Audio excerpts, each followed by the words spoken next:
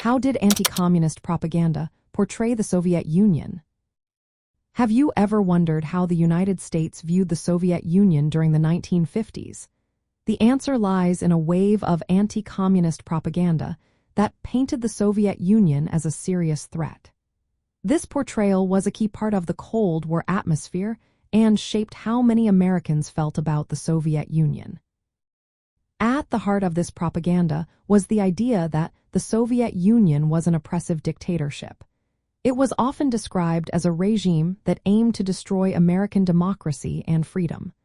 Communism was seen as a dangerous ideology that threatened individual rights, free speech, and capitalism.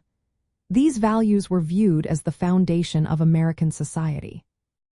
The Soviet government was frequently depicted as ruthless and untrustworthy.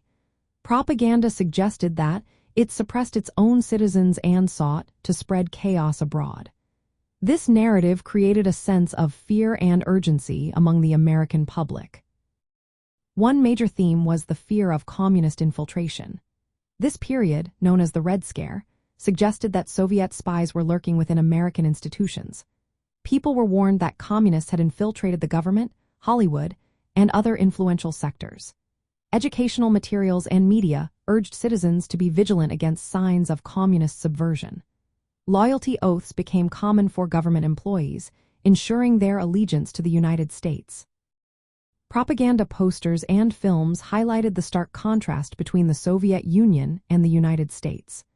While the Soviets were shown as atheistic and oppressive, America was celebrated as a land of opportunity and religious faith.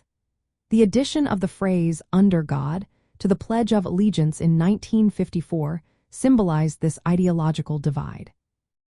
Additionally, the Soviet Union was portrayed as an imperialistic power eager for global domination.